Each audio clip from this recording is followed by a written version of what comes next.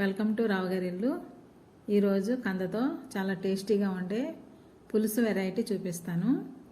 ఎలాంటి మసాలాలు లేకుండా ప్లెయిన్గా చేసిన కూర అండి. ఇది చాలా బాగుంటుంది, చాలా సింపుల్గా చేసేసుకోవచ్చండి. రండి వెంటనే ప్రాసెస్లోకి వెళ్ళిపోదాం. చూడండి, అరకిలో కందను ఇలా ముక్కలుగా కట్ చేసుకుని 2 సార్లు ఉప్పు వేసిన నీటితో బాగా కడగాలి. కడిగిన ముక్కలను కుక్కర్లో 1/2 లీటర్ నీళ్లు పోసి ఒక విజిల్ వచ్చే వరకు ఉడికించి పక్కన పెట్టుకోవాలి. కందను ముందుగానే ఉడికిస్తే కూర త్వరగా అయిపోతుందండి. కొన్ని కందలు దురదొస్తాయండి, అందుచేత వీటిని ముందుగానే ఉడికించి నీరు వాడి చేస్తే బాగుంటుంది. కర్రీ కోసం ఒక మీడియం సైజు ఉల్లిపాయ, 6 పచ్చిమిర్చి ఇలా ముక్కలుగా కట్ చేసుకోవాలి. మీడియం సైజు టమాటాను కూడా ఇలా కట్ చేసుకోవాలి. టమాటా ఇష్టం లేని వారు స్కిప్ చేసేయచ్చు.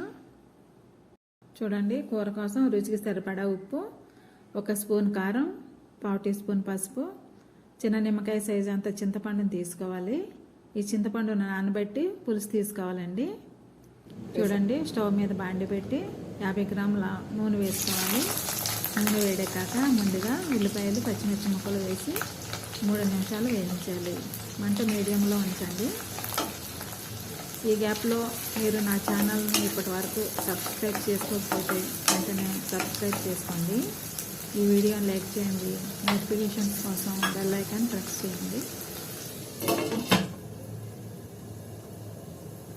చూడండి, 3 నిమిషాలు అయింది.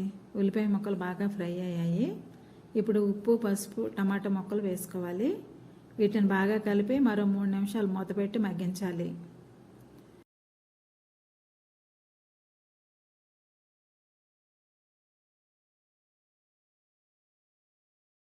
3 నిమిషాలు అయిందండి. చూడండి, టమాటా ముక్కలు బాగా మగ్గిపోయాయి.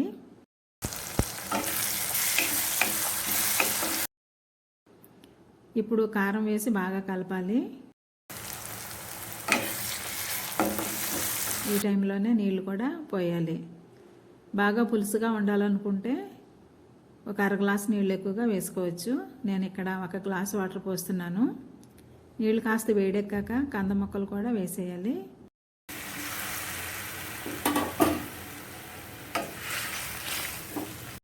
మూత పెట్టి 5 నిమిషాలు సన్నని మంట మీద ఉడికించాలి.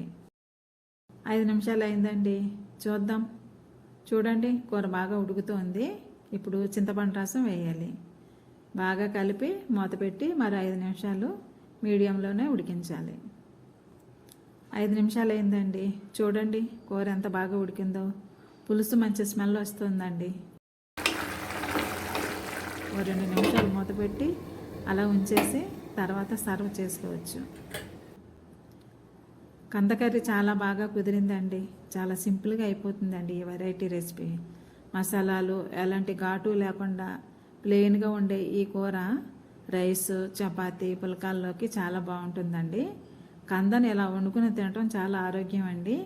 మీరు కూడా ఈ కర్రీ ట్రై చేసి ఎలా వచ్చిందో నాకు కామెంట్ చేయండి. మరొక విషయం అండి, ఈ వీడియోను లైక్ చేయండి, షేర్ చేయండి, అలాగే ఖచ్చితంగా సబ్స్క్రైబ్ చేసుకోండి.